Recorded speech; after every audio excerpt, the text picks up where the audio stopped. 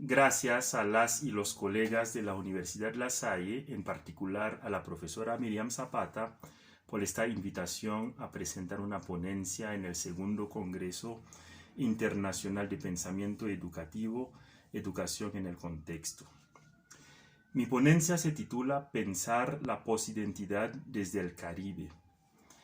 Pone el foco de atención sobre un elemento del contexto global no solo de la educación, sino de nuestro mundo de hoy.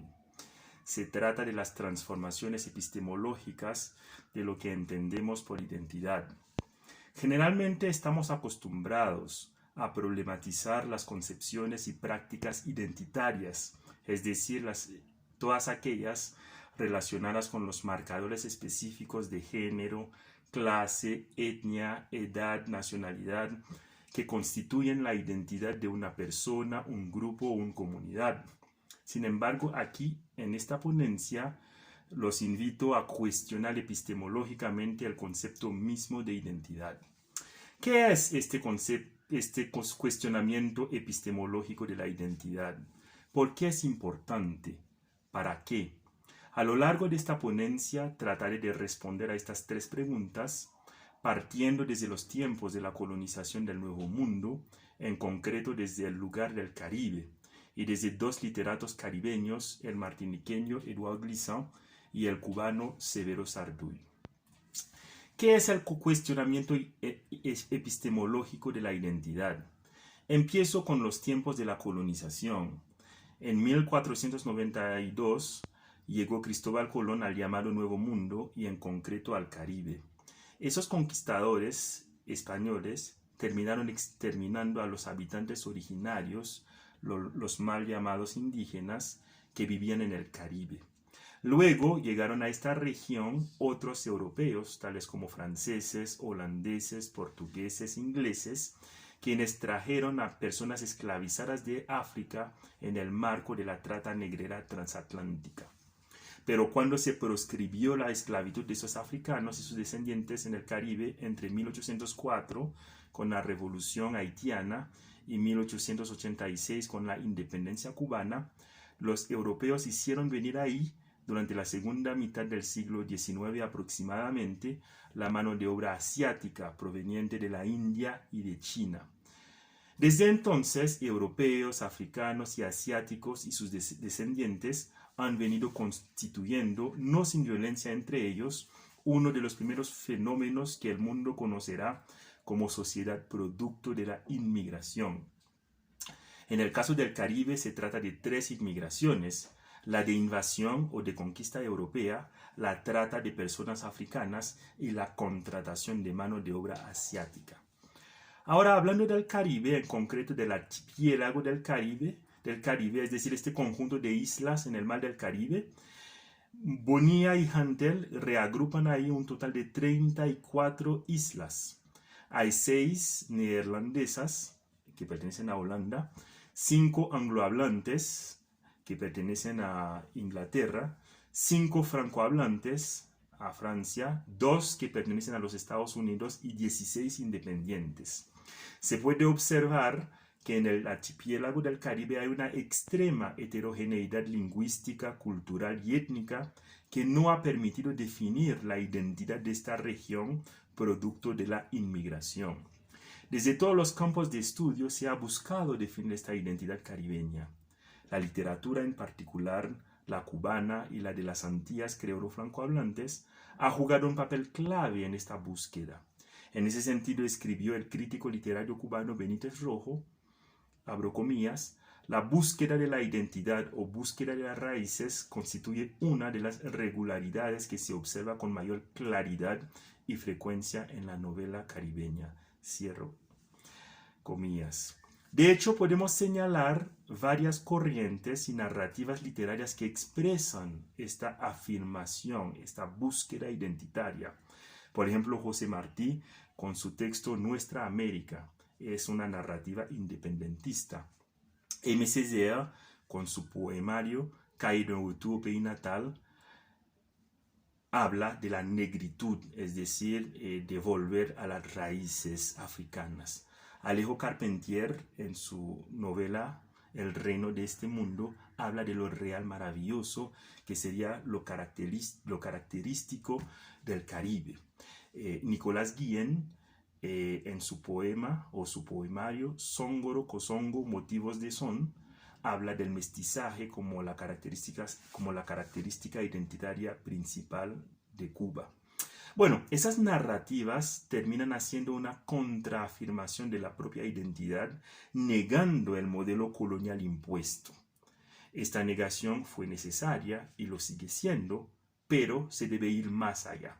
Pero ¿cómo ir más allá de esta manera de plantear la identidad negando la otra impuesta? Bueno, he ahí uno de los aportes fundamentales de la obra del martiniqueño Edouard Glissant y del cubano Severo Sarduy. Ambos autores caribeños cuestionan el concepto mismo de identidad basado en dicotomías ontológicas, por ejemplo, el ser versus la nada, la pertenencia a un lugar versus el mundo. Ya lo vamos a ver más adelante. Por ejemplo, dice Glissant en su novela La Lézarde, traduzco del francés al español, casi todos los pueblos del mundo se han encontrado aquí, en el Caribe, no por un día, sino desde hace siglos. De ahí viene el pueblo antillano, los africanos nuestros padres, los jornaleros bretones, los culis hindúes, los comerciantes chinos. Hasta ahí. El Caribe constituye entonces, según Glissant, un lugar de encuentro, encontronazos también, de los pueblos del mundo. Y los caribeños no son esto o aquello, o africanos o europeos o asiáticos, no. Los caribeños son la resultante original de todo ello. Para Sarduy es lo mismo. Él escribe: Cuba es un trébol gigante de 4 hojas, el blanco de la peluca y la casaca, la china de la charada y el gato boca, la negra la mezca y la última, que fue la primera, la impostura pelirroja. Ahí os lo dejo, 4 seres distintos y que son uno solo. ¿Eso qué significa?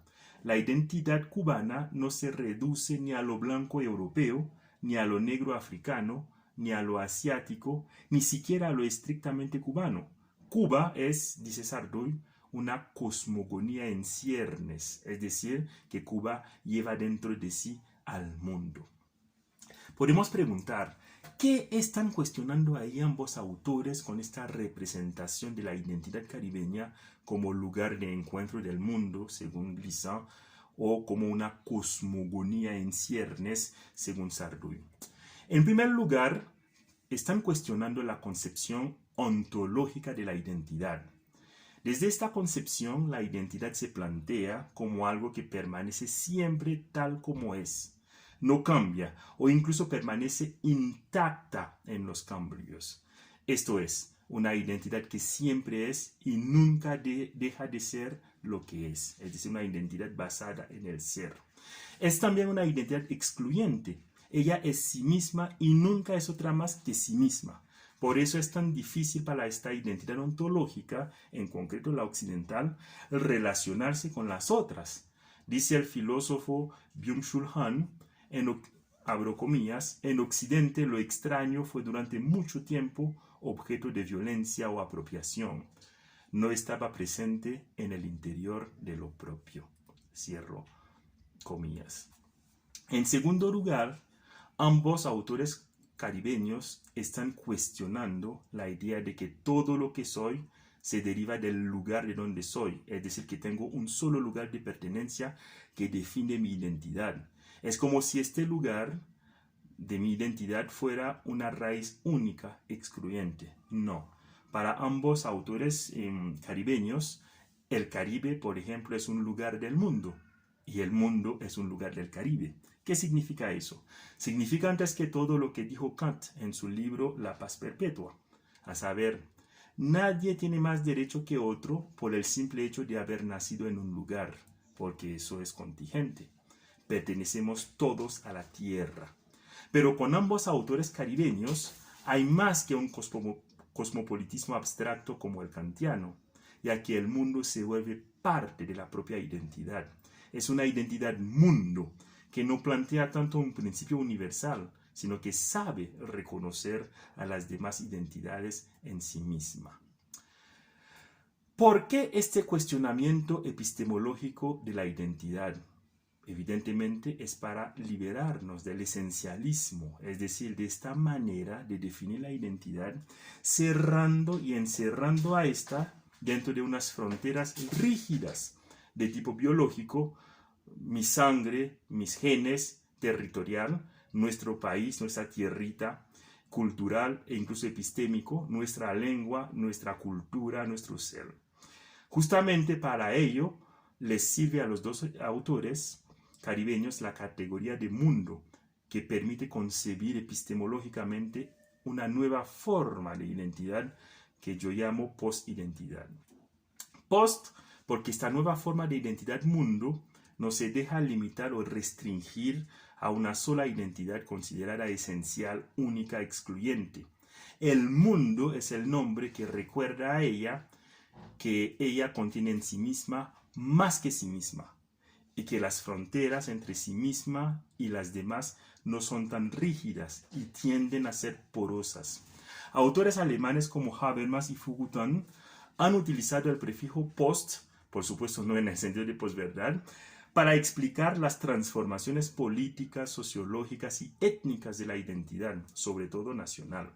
Para Habermas, después de la Segunda Guerra Mundial, ya las fronteras políticas e incluso geográficas de los estados nacionales, fundamentalmente europeos y en concreto Alemania, esas fronteras han sido desplazadas. Ha habido, dice Habermas, una constelación postnacional. Para Foucault, las sociedades nacionales de hoy son cada vez más heterogéneas porque son productos de la inmigración y no hay marcha atrás. Son sociedades post-migrantes. Pero el Caribe ya pasó por esos fenómenos políticos y sociales desde el siglo XVI aproximadamente. Justamente ambos autores nos muestran que esta nueva forma de identidad mundo va más lejos que las categorías de constelación postnacional y sociedades postmigrantes, ya que esta identidad rompe tanto la frontera entre el adentro y el afuera de la propia identidad, como la frontera entre la propia identidad y las demás. ¿Qué significa eso? Primero, eso significa que esta nueva identidad mundo no está segura de dónde empieza una identidad y dónde termina. Por ejemplo, en Cuba, el español que se habla ahí, ¿es español o es español cubano? ¿El catolicismo de ahí es europeo o es un catolicismo ya sincretizado con la santería? En Martinica y en las Antillas francohablantes en general, por ejemplo en Haití, ¿el francés que se habla ahí es francés o es francés antillano o es creol antillano? ¿Cuáles son o dónde son las líneas divisorias? Es decir, que tenemos más preguntas que respuestas. Segundo, eso significa que el concepto de identidad, que supuestamente sirve para definir la especificidad de una identidad con respecto a las otras, debe ser puesto en cuestión. Los filósofos, por ejemplo, Edmund Husserl, alemán, y los fenomenólogos usan lo que llaman la puesta en paréntesis, la epogé, como una actitud de duda metódica, esto es, de vigilancia epistemológica ante todos los conceptos que se usan, incluyendo los conceptos de mundo, Dios, yo, justamente para ir más allá de las opiniones, teorías y posturas y poder ir a las cosas mismas, decía Husserl. Aquí con la post-identidad se trata de la misma puesta en paréntesis. Por eso gramaticalmente escribimos el post de la post-identidad entre paréntesis. Por un lado, la identidad se encuentra ya en una fase política, sociológica, económica, una fase muy avanzada que se suele llamar la globalización, donde las fronteras étnicas, sociales, políticas, sobre todo con la migración, ya no son tan rígidas, al menos para el tema de la identidad nacional, tal como lo explicaron Habermas y Foucault. Por el otro, eso es como el aporte mío, con respecto al concepto de identidad en sí mismo, la frontera epistemológica entre la propia identidad y las demás se vuelve cada vez más difícil de definir, de demarcar y de delimitar. Es una pregunta, por ejemplo, que se hacen los alemanes. ¿Qué es hoy día ser un alemán? Si un negro puede ser alemán, si un turco puede ser alemán, si todo el mundo puede ser alemán, ¿cuál es la alemanidad? Lo mismo se puede decir de otras naciones. ¿Qué es ser francés? ¿Qué es ser italiano? ¿No? Bueno, por supuesto que esto crea miedo, incertidumbres, y da pie también para manipulaciones ideológicas, para violencias, para la xenofobia, pero también puede crear, tal como lo sugieren Glissant y Sarduy, la posibilidad de cuestionar el mismo concepto ontológico y esencialista de identidad, y desde ahí adoptar una actitud de vigilancia epistemológica ante todos los usos que se hacen de este concepto. Finalmente, ¿para qué el cuestionamiento epistemológico de la identidad o simplemente la posidentidad así definida? Fundamentalmente, esto sirve para tres cosas. Uno, para ser conscientes y críticos con respecto al mismo concepto de identidad y las clasificaciones generalmente dicotómicas que se derivan de él. Por ejemplo, ciudadanos versus extranjeros, nosotros versus ellos, educados versus no educados. Es como si para definir mi o nuestra identidad habría que oponerla a otras identidades. Sirve también para analizar si esos diferentes usos que se hacen de dicho concepto de identidad contribuyen o no a excluir, discriminar, violentar a los otros. En el momento en que, por ejemplo, digo nosotros, ya estoy suponiendo que hay un ellos, que ya no es parte de nosotros. Tercero, sirve para no dejarnos atrapar por la obsesión identitaria que suele ser ideologizada y manipulada con respecto no solo a migrantes y extranjeros, sino a grupos racializados como negros, indígenas o grupos socialmente discriminados, como por ejemplo los homosexuales.